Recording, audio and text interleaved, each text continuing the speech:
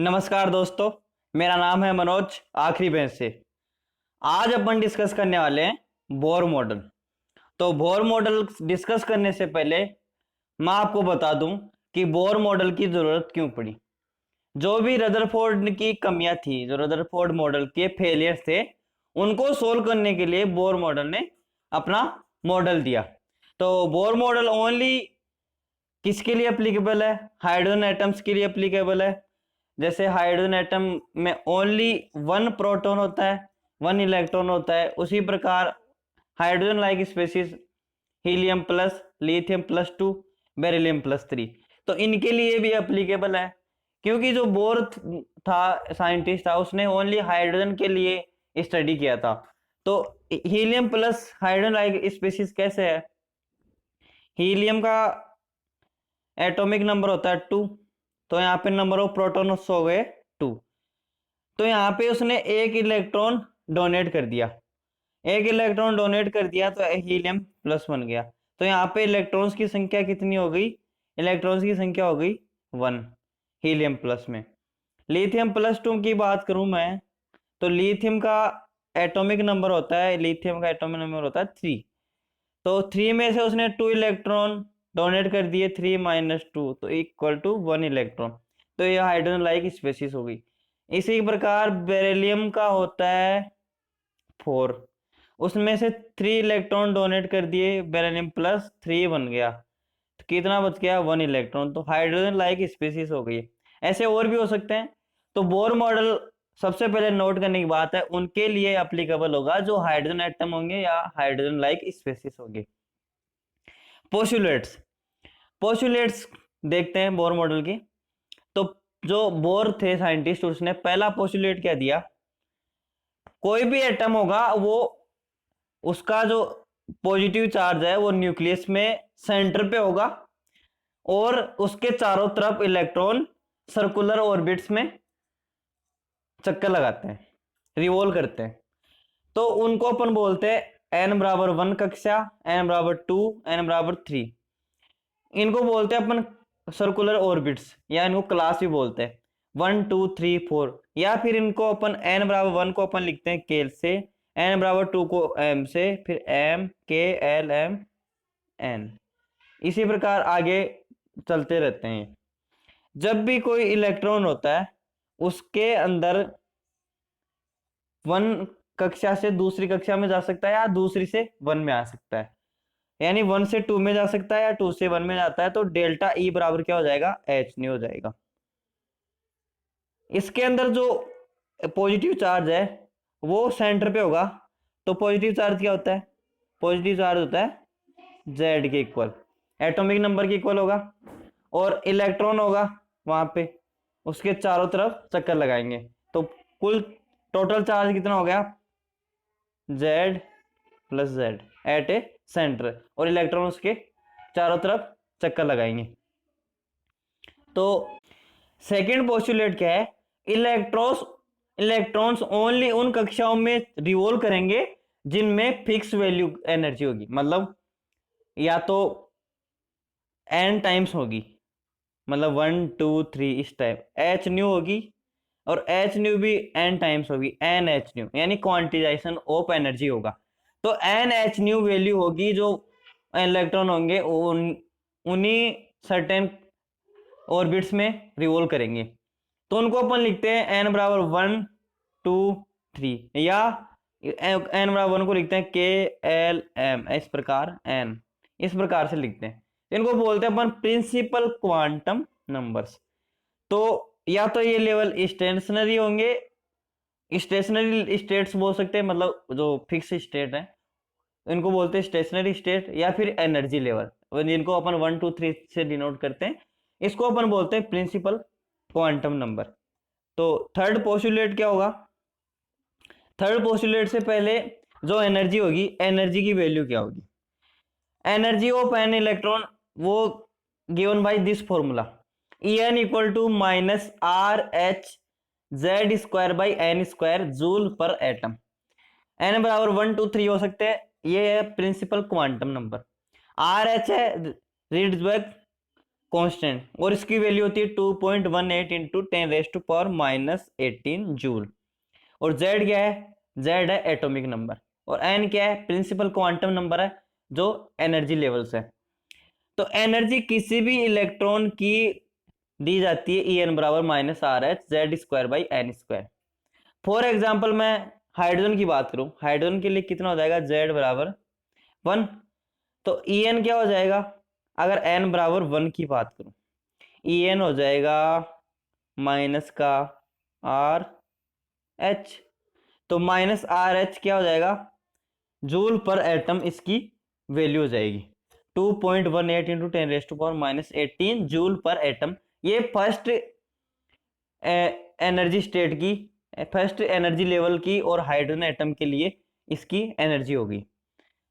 तो एनर्जी के बाद अपन इसको चेंज करेंगे, जूल पर एटम था, इसको अपन इलेक्ट्रॉन वोल्ट में चेंज करते हैं। तो कैसे करेंगे इलेक्ट्रॉन वोल्ट में चेंज? आपको इलेक्ट्रॉन वोल्ट में चेंज करने के लिए बताया, ये फॉर्मूला याद रखना चाहिए। एक इलेक्ट्रॉन वोल्ट इक्वल टू, एक इलेक्ट्रॉन वोल्ट इक्वल टू होता है 1.6 इंटू 10⁻⁻19। ये वैल्यू एक electron volt equal two joule, ये इतना होता है। अब इस वैल्यू को यहाँ पे पुट करेंगे तो वैल्यू आ जाएगी En बराबर, अब अपने को किस में चेंज करना है? जूल से इलेक्ट्रॉन वोल्ट में चेंज करना है। तो एक जूल की वैल्यू रख देंगे अपन। एक जूल की वैल्यू कितनी हो जाएगी? एक जूल बराबर हो जाएगा 1 डिवाइड बाई 1.6 इंटू 10⁻⁻19। ये वैल्यू पुट कर देंगे यहाँ पे, तो कितना हो जाएगा? -13.6 Z square by N square electron volt per atom. अब ये पर एटम है, इसको मोल में चेंज करना है। तो इलेक्ट्रॉन वोल्ट तो हो गया, अब इस जूल वाले को मैं जूल में रहने देता हूं और इसको मोल में चेंज करता हूं। मोल में कैसे चेंज करूंगा? एक मोल बराबर होता है 6.02 इंटू 10⁻23। एक मोल बराबर इतने एटम्स होते हैं। इस एक एटम की वैल्यू रख दूंगा मैं कितनी? 6.02 इंटू 10⁻23 डिवाइड में रहेगा। तो यहाँ से वैल्यू पुट करने पे आ जाएगा En बराबर -1312 Z square by N square kilo joule per mole. इस प्रकार आप किसी को भी चेंज कर सकते हैं। आपको इलेक्ट्रॉन वोल्ट को जूल में चेंज करना चाहिए, मोल को एटम में चेंज करना आना चाहिए। तो एनर्जी ऑफ वेरियस लेवल कैसे हो जाएगी? एनर्जी कैसे होगी? KLMN ऐसे एनर्जी होगी, क्योंकि एनर्जी जो होगी एन के एनर्जी 1/n स्क्वायर के प्रोपोर्शनल है। अब n की वैल्यू बढ़ेगी तो En की वैल्यू डिक्रीज होगी, n की वैल्यू बढ़ेगी तो En की वैल्यू डिक्रीज होगी, लेकिन आगे साइन है जो नेगेटिव है। तो जब n की वैल्यू बढ़ेगी मतलब मीन्स En की वैल्यू भी बढ़ेगी, तो n बढ़ेगा वैसे वैसे En की वैल्यू बढ़ेगी। तो एनर्जी लेवल क्या हो गया? KLMN and so on. Lowest state को n बराबर 1 बोलते हैं, उसको ग्राउंड स्टेट बोलते हैं। ग्राउंड स्टेट वो है जिसमें एनर्जी सबसे कम है। ठीक है, अब एनर्जी के बाद अपन देखते हैं रेडियस। जो radius of the stationery state है, मतलब जो स्टेशनरी स्टेट है उनकी रेडियस कैसे की हो जाएगी? R बराबर हो जाएगा 52.9 n square by Z picometer. Hydrogen atom के लिए Z बराबर 1 हो जाएगा।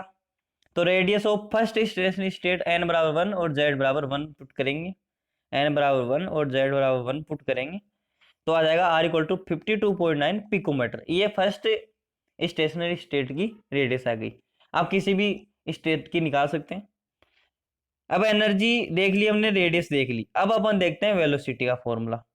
Velocity of the electron is given by this formula, velocity equal to 2.188 into 10⁻6 Z divide by n metre per second. Hydrogen atom के लिए Z बराबर 1 होता है, n बराबर 1 की बात करूं तो क्या हो जाएगा? V बराबर हो जाएगा 2.188 into 10⁻6 for hydrogen atom and n बराबर 1 एनर्जी स्टेट के लिए। तो ये वेलोसिटी हो गई। थर्ड पोस्टुलेट क्या है? इलेक्ट्रॉन्स ओनली उन ऑर्बिट्स में रिवॉल्व करते हैं जिनमें फिक्स वैल्यू ऑफ एनर्जी होती है। मतलब इलेक्ट्रॉन जो हो गया only definite value of energy होती है, और उसके पास और जो एनर्जी होती है वो ओनली डेफिनेट होती है। तो एनर्जी हो गई उसको क्या बोलेंगे अपन, क्वांटिजाइड, मतलब एन एच न्यू वैल्यू हो गई। उसको क्या बोलेंगे, इलेक्ट्रॉन जो है वो क्वांटिनाइज्ड है, मतलब इलेक्ट्रॉन जो होंगे क्यू बराबर इलेक्ट्रॉन पे चार्ज होगा क्यू बराबर एन ई, इसको बोलते हैं क्वांटिनाइजेशन। फोर्थ पोस्टुलेट क्या है, जो एनर्जी है उसी प्रकार एंगुलर मोमेंटम होता है, वो भी सर्टेन डेफिनेट वैल्यू होती है, और उसके पास खुद की वैल्यू नहीं होती, उसको भी अपन ने इसी प्रकार क्वांटिनाइजेशन करते हैं। तो जो बोर मॉडल के हिसाब से जो एंगुलर मोमेंटम था, एंगुलर मोमेंटम क्या होता है, एम वी आर, वो क्या हो जाएगा, N H upon 2 pi.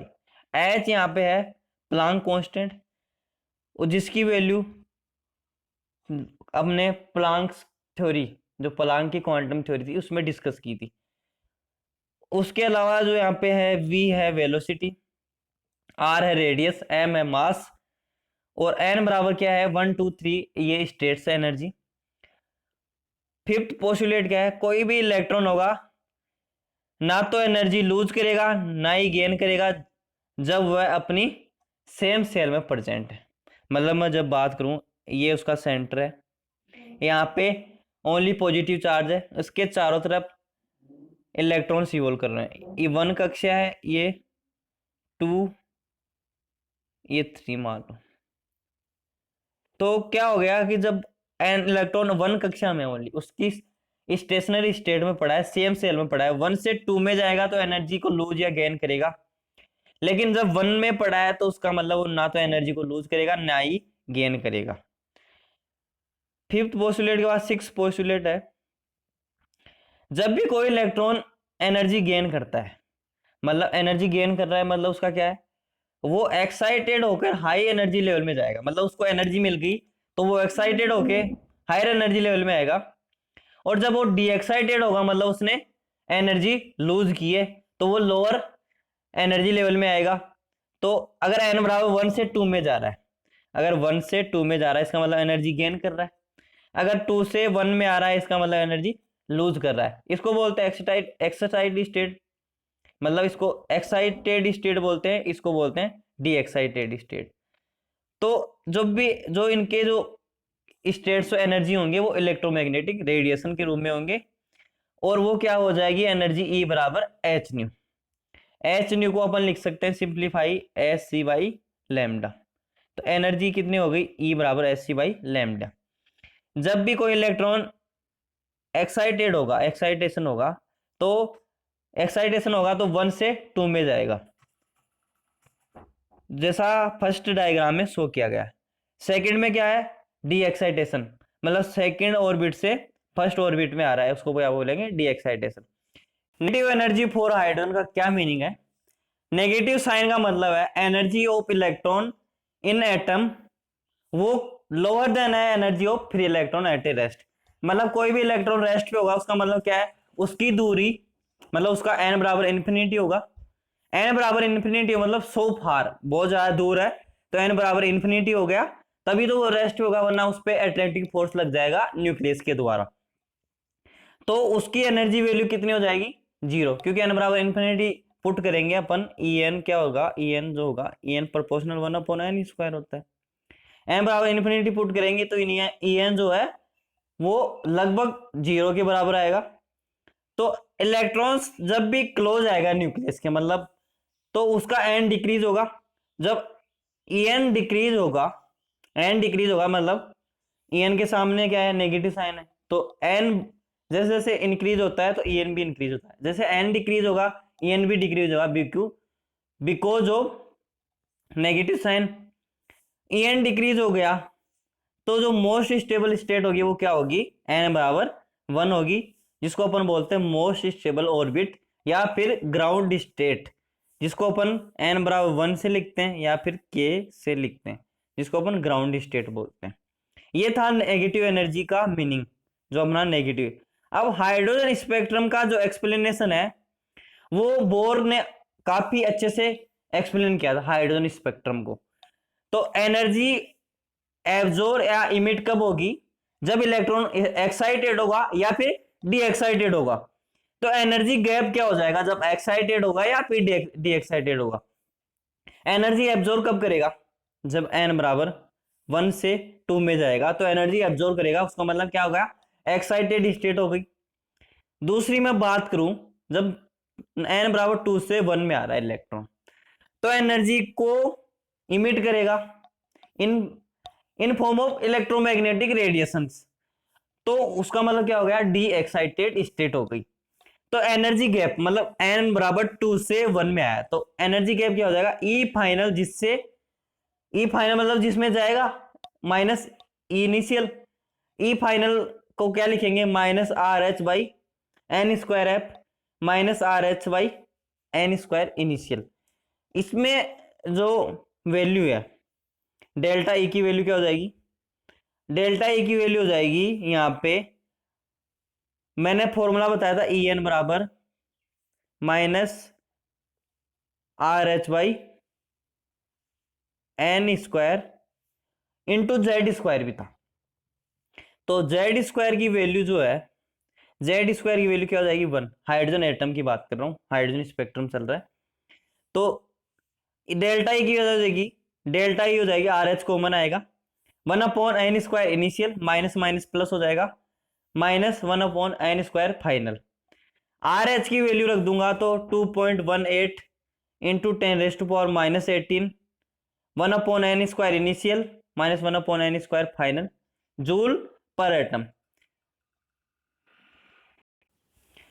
Frequency associated with hydrogen spectrum, उसको कैसे लिखेंगे अपन, जैसा मैंने बताया डेल्टा ई जो होता है, डेल्टा ई जो होगा वो होगा एच न्यू, एच न्यू होगा, तो यहां से न्यू क्या आ जाएगी, न्यू आ जाएगी डेल्टा ई बाई एच। तो डेल्टा ई का वैल्यू क्या था, R H 1 upon N square initial minus 1 upon N square final, divide by H करेंगे तो क्या आ जाएगी, फ्रीक्वेंसी आ जाएगी। आर एच की वैल्यू क्या होती है 2.18 into 10⁻⁻18 joule, divide by H की वैल्यू क्या होती है 6.6 इंटू 10⁻34, तो ये वैल्यू आ जाएगी हर्ट्ज में। यहां से सोल्व करेंगे तो न्यू की वैल्यू आ जाएगी 3.29 into 10⁻15, 1 upon N square initial minus 1 upon N square final. तो ये फॉर्मूला आ गया एनर्जी का, चेंज करके अपन फ्रीक्वेंसी में लेके गए, फ्रीक्वेंसी के फॉर्म में आ गया। अब फ्रीक्वेंसी को अपन चेंज कर सकते हैं वेव नंबर्स में। वेव नंबर्स में कैसे चेंज करेंगे, वेव नंबर्स क्या होते हैं, वेव नंबर्स वी बार से लिखते हैं अपन, वो क्या हो जाएगा वी न्यू बाई सी। तो न्यू बाई सी क्या हो जाएगा, R H by S C, जो पिछला फॉर्मूला था उसमें सी का डिवाइड करना है, तो सी का डिवाइड करेंगे 3 इंटू 10⁻8 का डिवाइड हो जाएगा, पिछले फॉर्मूले में जो था वो सेम रहेगा। तो वेव नंबर्स के रूप में अपना फॉर्मूला क्या हो जाएगा, wave numbers equal to 1.09677 into 10⁻7, 1 upon N square initial minus 1 upon N square final. Wave number को अपन 1 अपॉन लैम्डा से भी लिखते हैं। तो ये हो गया वेव। अब एब्जॉर्प्शन स्पेक्ट्रम की बात करते हैं और इमिशन स्पेक्ट्रम की बात करते हैं। एब्जॉर्प्शन कब होगा, जब एनर्जी बराबर 1 से 2 में जाएगा या 1 से 3 में जाएगा, 4 में जाएगा, यानी कि एन फाइनल जो होगा एन इनिशियल से ग्रेटर देन होगा। तो N final greater than N initial से होगा तो मतलब एनर्जी होगी वो एब्जॉर्प्शन स्पेक्ट्रम होगा। अगर दूसरा केस की बात करो तो इमिशन स्पेक्ट्रम कब होगा, N initial greater than N final, तभी क्या होगा, इमिशन स्पेक्ट्रम होगा, और डेल्टा ई क्या होगी, नेगेटिव होगी, क्योंकि यहाँ पे एन इनिशियल है वो ज्यादा है कंपेयर टू एन फाइनल। तो यहाँ पे अगर 2 से 1 में आता है तो ये क्या हो गया, एन इनिशियल हो गया 2, एन फाइनल हो गया 1। तो एनर्जी 2 की पॉजिटिव होगी, एनर्जी 1 की कंपेयर टू 2 मोर नेगेटिव होगी। तो दोनों का डिफरेंस क्या हो गया, दोनों का डिफरेंस क्या आएगा, ई फाइनल माइनस ई इनिशियल होता है, तो डिफरेंस आ जाएगा वो नेगेटिव आएगा। अगर मैं एब्जॉर्प्शन स्पेक्ट्रम की बात करूं तो डिफरेंस क्या आएगा, पॉजिटिव आएगा। तो एनर्जी रिलीज कब होती है, जब इमिशन स्पेक्ट्रम होता है।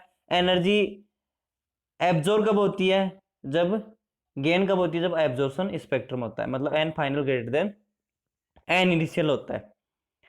अब जो बोर मॉडल थी, limitations of the Bohr model, पहला है कि line spectrum of multi electron atom, मतलब हाइड्रोजन एटम्स को अच्छे से एक्सप्लेन किया, हाइड्रोजन लाइक स्पेसीज को अच्छे से एक्सप्लेन किया, लेकिन मल्टी इलेक्ट्रॉन मतलब ई इलेक्ट्रॉन एक से ज्यादा हो गया, उनके बारे में क्या होगा, उनके बारे में कुछ एक्सप्लेनेशन नहीं दिया। सेकंड है, इसने final details of closely space line of hydrogen spectrum, उनको अच्छे से एक्सप्लेन नहीं कर पाया। थर्ड है inability to explain splitting of lines in the magnetic field, मतलब Zeeman effect and electric effect के कारण जो स्प्लिटिंग ऑफ स्पेक्ट्रम लाइंस होती है हाइड्रोजन स्पेक्ट्रम में, उनको एक्सप्लेन नहीं कर पाया। अगर इमिटिंग द रेडिएशन, मतलब रेडिएशन इमिट करता है मैग्नेटिक और इलेक्ट्रिकल फील्ड में, या फिर ऑब्जर्व करता है, तो क्या ऑब्जर्व होता है? स्पेक्ट्रम लाइन स्प्लिट होती है, इमिट द रेडिएशन, तो स्प्लिटिंग ऑफ द लाइन होता है। उसके कारण क्या होता है? उसके कारण जो इफेक्ट आता है उसको क्या बोलते हैं अपन? मैग्नेटिक फील्ड के कारण आता है उसको क्या बोलते हैं अपन? जीमेन इफेक्ट। बल्कि इलेक्ट्रिक फील्ड के कारण जो इफेक्ट आता है उसको क्या बोलते हैं? Stark effect. स्टार्क इफेक्ट और जीमेन इफेक्ट के बारे में कुछ भी एक्सप्लेन नहीं कर पाया था बोर मॉडल। तो थर्ड इसका ये लिमिटेशंस है। फोर्थ लिमिटेशन है, इसने एक्सप्लेन नहीं किया कि एटम और जो मॉलिक्यूल्स होते हैं वो उनके जो होते हैं कोवलेंट बॉन्ड होते हैं, उनके बारे में कुछ नहीं बता पाया। इसने ड्यूअल बिहेवियर ऑफ मैटर, मतलब जो ड्यूअल बिहेवियर ऑफ मैटर था, मतलब इलेक्ट्रोमैग्नेटिक रेडिएशन होता है और पार्टिकल नेचर होती है, मतलब टू ड्यूअल बिहेवियर होता है मैटर का, उसके बारे में उसको इग्नोर कर दिया। और हाइजेनबर्ग अनसर्टेनिटी प्रिंसिपल से उससे भी कॉन्ट्राडिक्ट हो गया, मतलब उससे उसकी बातें मैच नहीं कर रही थी। तो ये थे limitations of the Bohr model. तो जब लिमिटेशंस ऑफ बोर मॉडल है, उसके बाद अपन इस चैप्टर में स्पेक्ट्रम लाइंस के बारे में पढ़ेंगे। तब तक कि आप हमारे चैनल के साथ बने रहिए। धन्यवाद। Thank you so much. जय हिंद, जय भारत।